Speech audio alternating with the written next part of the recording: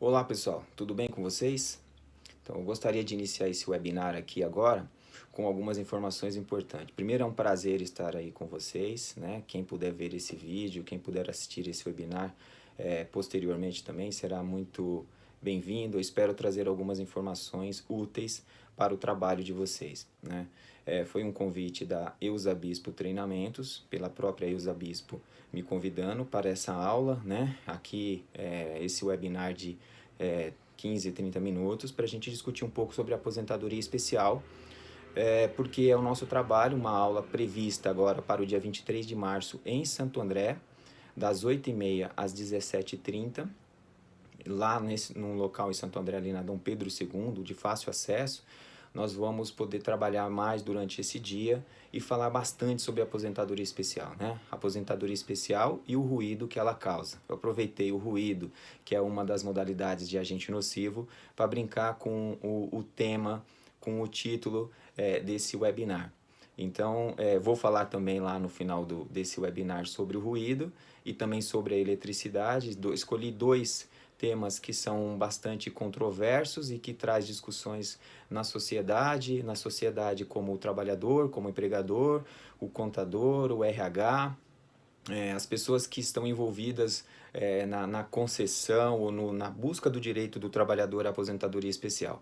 Então eu vou trazer alguns apontamentos que podem auxiliar no entendimento de vocês com relação ao enquadramento desses dois agentes nocivos para a aposentadoria especial, que é regulamentada por diversos decretos, diversas leis, atualmente pela Lei 8.213, né, e o Decreto 3048 de 99, de responsabilidade do Instituto Nacional do Seguro Social, tá certo? Então nós vamos falar também nessa aula proposta para o dia 23 de março sobre o fluxo do nexo técnico epidemiológico, com um adendo especial, porque já tem uma nota técnica de 2019 já enquadrando as empresas que estão no e-social, já tem o evento S1070, que é para o envio da contestação do nexo técnico epidemiológico, e o meu propósito é falar do fluxo do nexo técnico epidemiológico. Já vou fazer o adendo a essa nota que é recente. Aproveitando este momento dessa mudança, se vocês podem perceber como que a legislação ela é mutante, ela é dinâmica. O tempo todo nós estamos sofrendo modificações nas normas. E elas são importantes, porque são modificações que se adequam às modificações sociais, econômicas, políticas, né? Todos os movimentos sociais devem ser acompanhados pelas normas. E isso causa um pouco de problema para algumas pessoas, porque falam, nossa, como a legislação é confusa, como a legislação é complexa, como ela muda, eu não acompanho, né? Então, mas por quê? Porque a nossa sociedade é complexa e a legislação ela tem que acompanhar. E nem sempre ela acompanha no ritmo que deveria ser, tá certo? E ainda assim causa esses ruídos para nós. E para isso, para tentar minimizar esse impacto, é que eu propus esse webinar para dar uma resumida. Eu não vou falar todos os decretos e todas as leis porque elas são muito extensas, mas eu selecionei algumas leis e alguns decretos que vão fazer uma estrutura histórica de como surgiu a aposentadoria especial e de como ela é tratada até hoje pelo INSS, para poder fazer uma bússola, né, dar uma bússola para vocês, para poder se orientar com relação ao enquadramento da aposentadoria especial, com a finalidade de instruir o trabalhador ou mesmo os profissionais da área, né, para que tenham uma noção de como trabalhar com essas normas, com esses eventos. Então, eu vou falar agora sobre algumas normas que fundamentam a aposentadoria especial e depois finalizo com os dois exemplos citados, que é da eletricidade e do ruído. Tudo começou na década de 60, no dia 26 de agosto de 1960, com a Lei 3.807. Esta foi a lei que instituiu a aposentadoria especial no Brasil. Então, tudo tem que começar nela. É com a base nessa norma que você vai entender como que aconteceu a aposentadoria especial. E é importante que lá lá nós temos alguns elementos a extrair para o nosso entendimento que pode trazer confusão até hoje. Lá existem 3 termos que foram bastante tratados, que são bastante tratados até hoje: penosidade, periculosidade e insalubridade. Lá, nessa lei, falava que se houvesse esses 3 fatores, daria um ensejo à aposentadoria especial, tá certo? Vejam que é daí que surge a confusão até hoje, porque com o decorrer do tempo, esses 3 termos, eles sofreram alterações no enquadramento da aposentadoria especial, tá certo? Eles passaram a ser divididos também com a trabalhista, com a legislação trabalhista. Então, é muito comum as pessoas confundirem as rubricas de recebimento desses 3 termos, periculosidade, insalubridade, penosidade, com o diretamente proporcional ter direito à aposentadoria especial. E isso não é verdade. Novas regras foram surgindo, o enquadramento da aposentadoria especial utiliza esses fatores, mas eles não são condições suficientes para dar direito à aposentadoria especial, tá certo? Isso é importante frisar, porque há muita confusão até hoje de trabalhadores e profissionais da área que entendem que o simples fato de receber a rubrica trabalhista da insalubridade dá direito à aposentadoria especial, e isto não é verdade. Então a gente precisa já começar a orientar o trabalhador neste momento, tá certo? Então surgiu em 1960 uma norma que instituiu a aposentadoria especial, mas ela não foi regulamentada, ela não foi clara, tá? Ela tinha alguns caracteres importantes, por exemplo, ela era preventiva e compensatória.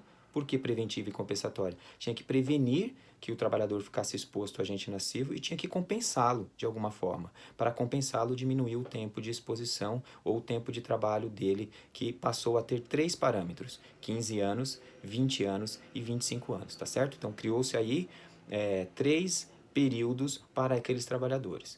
E era uma exposição presumida, tá? Se você estivesse exposto àqueles agentes nocivos, pronto, daria direito à aposentadoria, tá certo? Só que não foi regulamentada. Ela não foi regulamentada, não ficou claro quais são os agentes nocivos que... ela, na verdade, ela não trouxe quais os agentes nocivos que ensejavam a aposentadoria de 15 anos, a de 20, a de 25. Então, só em 1964, quase 4 anos depois, que apareceu o decreto 53.831, e ele trouxe 2 listas, informando quais são os agentes nocivos e quais são as atividades ou profissões que ensejavam a aposentadoria, e fez o cruzamento. Então, determinado agente nocivo daria direito a 15 anos, determinado agente nocivo 20, determinada profissão 25, tá certo? Então, ele trouxe 2 listas, esse decreto de 1964, dia 25 de março de 1964, o decreto 53.831. Ele trouxe essas 2 listas com os códigos que é utilizado até hoje, viu? Essa lista ela foi ratificada até hoje, nós vamos ver no decorrer desse trabalho aqui. Ela foi ratificada. Então, essa lista ela é identificada por 2 códigos, só vou falar a título de informação, mas vocês não precisam decorar, que é o código 1.0.0, que fala sobre os agentes nocivos, e o 2.0.0, que fala das atividades, tá certo? E mais adiante, em 1979... houve uma nova reorganização nesta lista e surgiu um novo decreto, 83.080, lá no dia 24 de janeiro de 1979, que fez uma nova classificação, tá certo? Ele fez uma nova classificação desses agentes. Então, tem o anexo 1 desse decreto e o anexo 2. O anexo 1 fala das atividades e os seus agentes, então determinadas atividades mensuradas com os agentes, e ele pegou as profissões e organizou os grupos profissionais. Então, esse decreto ele fez uma reorganização naquela lista do decreto de 1964, tá certo? Isso já demonstra a evolução e o trabalho do governo em melhorar esse entendimento da aposentadoria especial.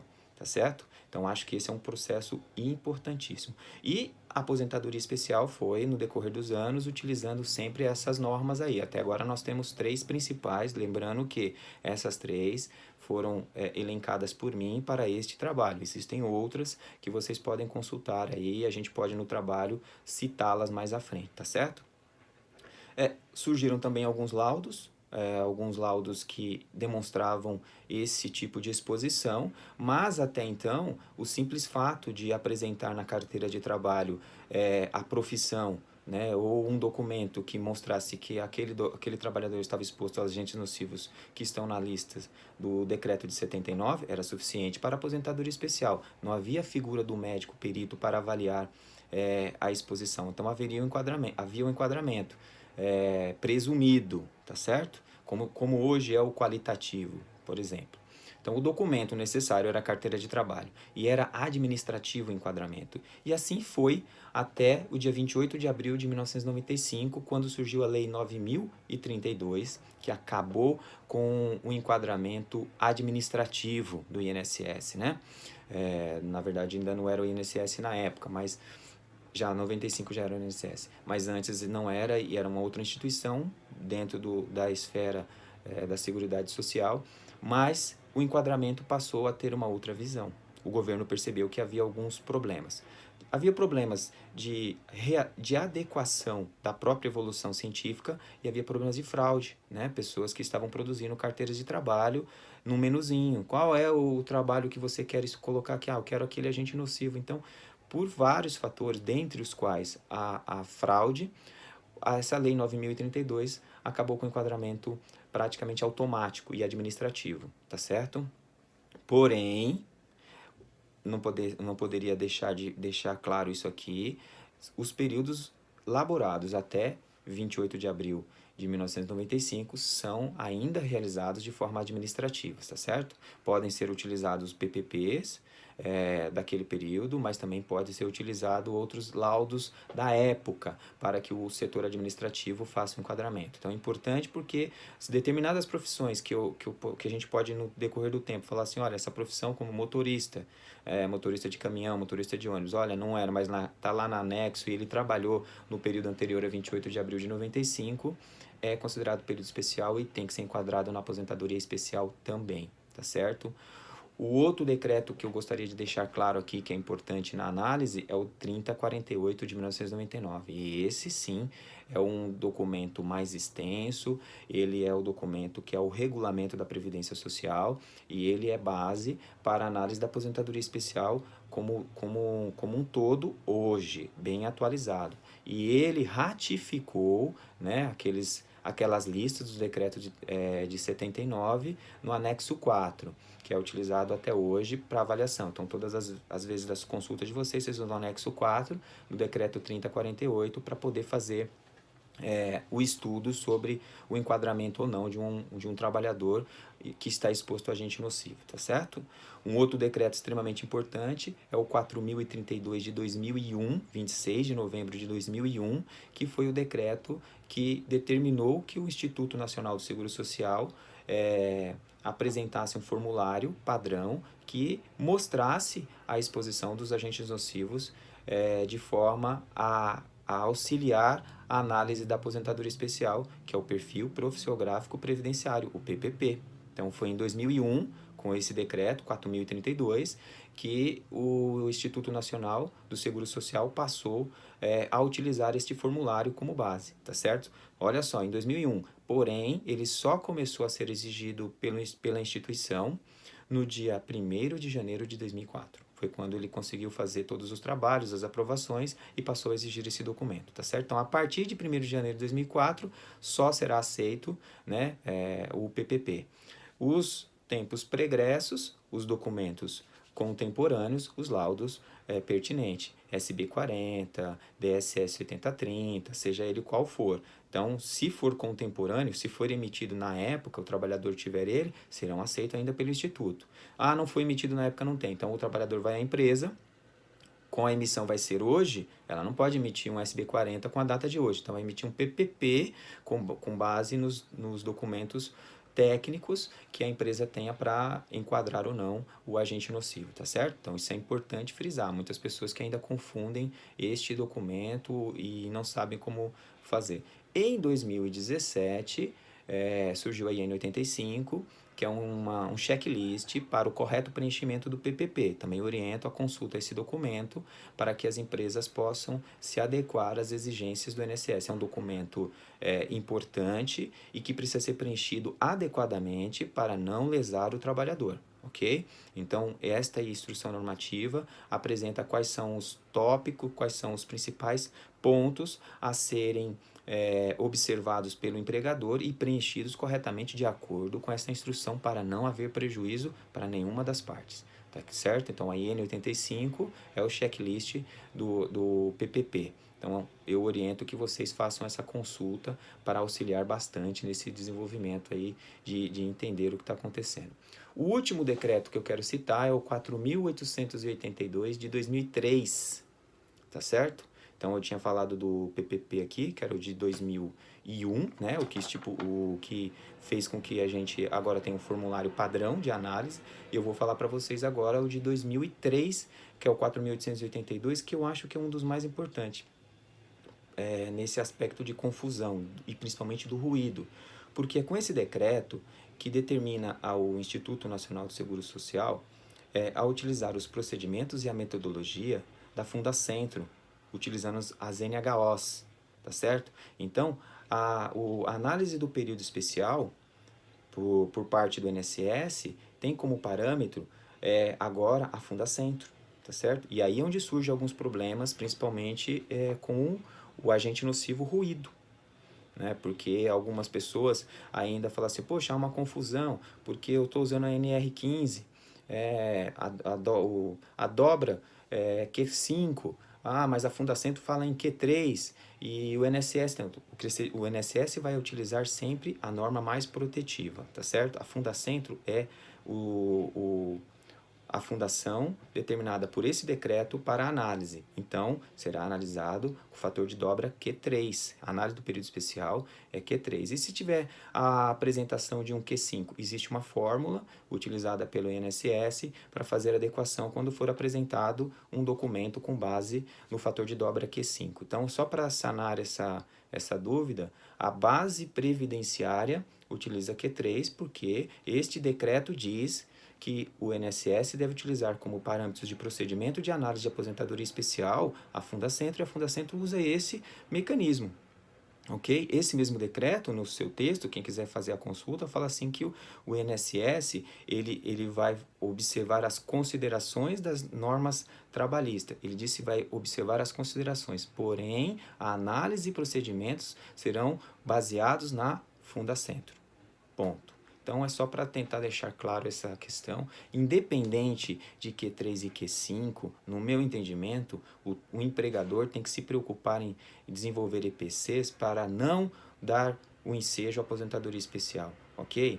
Então, esses fatores que a gente discute, Q3, Q5, olha, aposentadoria especial, ele deveria ser o menor dos fatores. Porque o mais importante é a proteção ao trabalhador e a não exposição de um trabalhador a agente nocivo. Mas se houve a exposição, que se aplique às normas vigentes. E a norma vigente é essa, então é importante citar esse decreto para que as pessoas possam tentar um pouco sanar essa discussão aí sobre isso. Para o INSS, para fins previdenciários, será Q3. Para quem está seguindo realmente os parâmetros da norma trabalhista e apresentar um Q5, haverá uma fórmula para fazer a adequação, tá certo? Então, existe uma fórmula, tá exposto isso, inclusive, no manual da aposentadoria especial, utilizada pelo INSS para o enquadramento de agentes nocivos. É só para deixar claro esse cenário. Então, dito isto, vocês podem perceber o quão complexo foi essa transformação até chegar aos dias atuais, tá certo? E ainda nós temos várias outras normas, vários decretos importantes, que eu vou citar ainda na aula lá no dia 23 de março, no centro de treinamentos que a Elza Bispo preparou para nós. E nós vamos falar também das decisões judiciárias que o INSS deve cumprir, principalmente com os agentes cancerígenos também lá, nós vamos detalhar um pouco mais esse cenário, perfeito? Então, como foi prometido, vamos trazer agora no finalzinho do nosso webinar, duas situações bastante comuns, né? A eletricidade. Então, nós temos a eletricidade como um dos fatores de agente nocivo, tá certo? Aí algumas pessoas falam, pô, a eletricidade, o eletricista tem direito à aposentadoria especial? Né? Ele tem.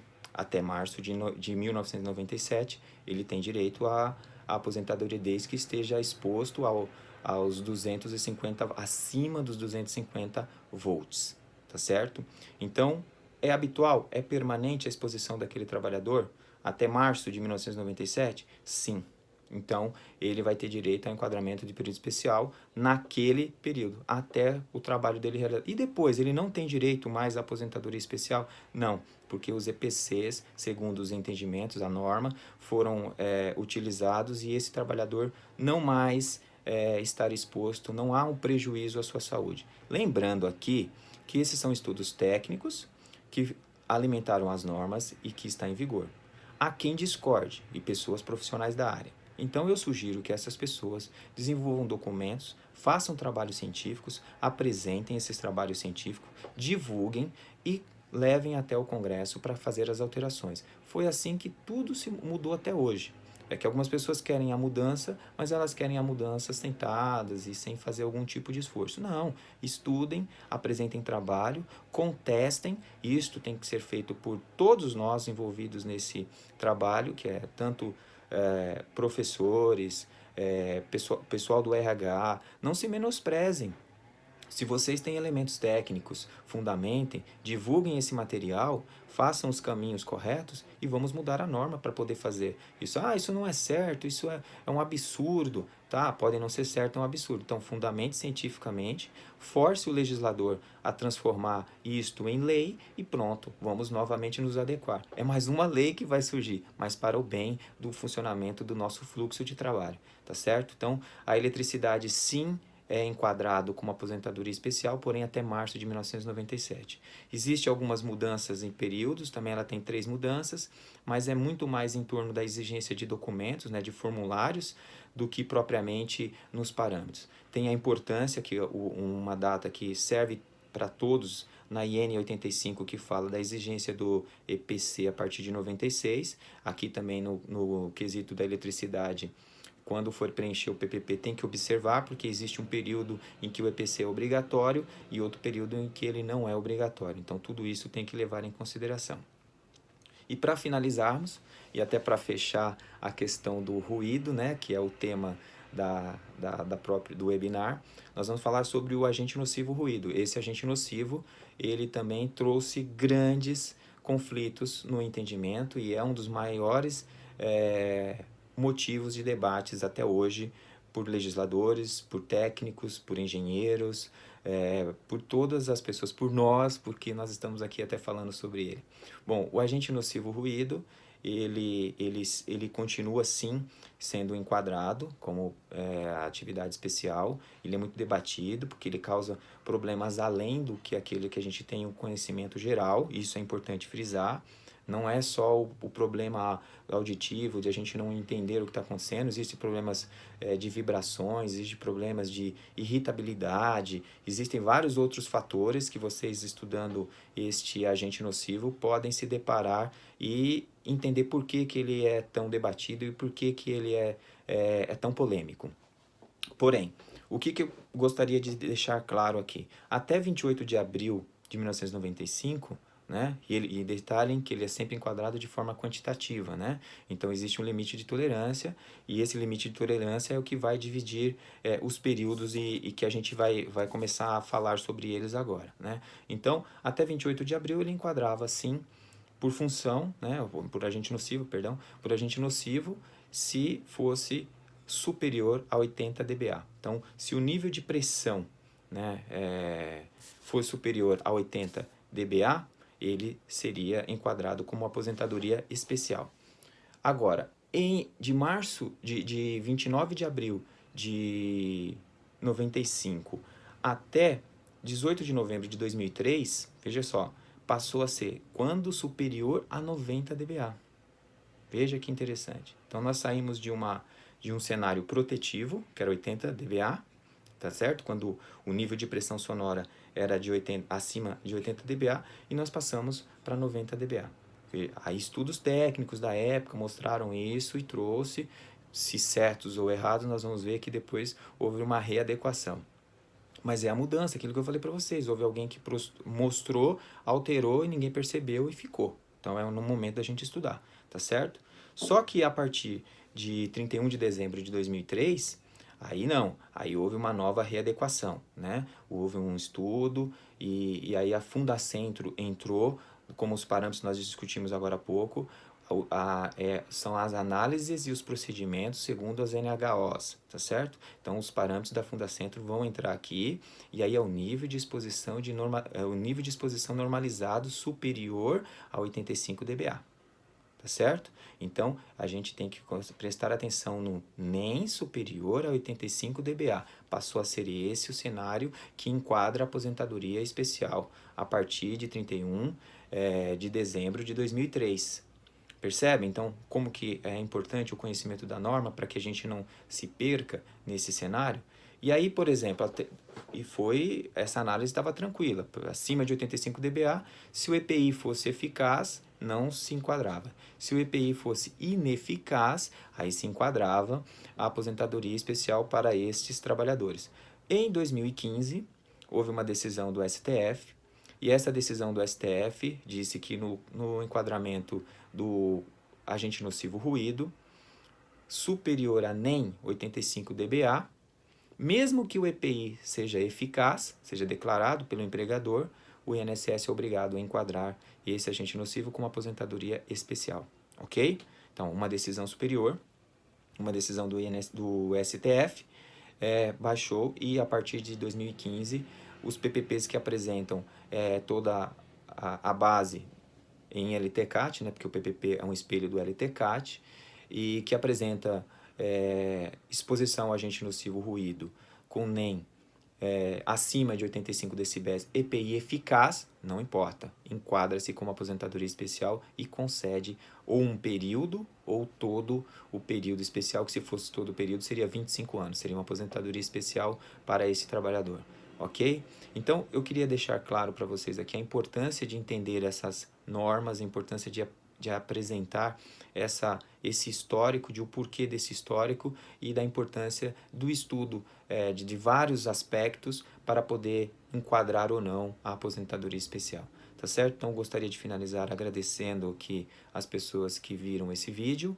e espero que seja útil no trabalho de vocês. Tá certo? Muito obrigado, espero contar com aqueles que puderem ir no dia 23 ou em outros eventos que possa acontecer por aí. Um grande abraço e até mais.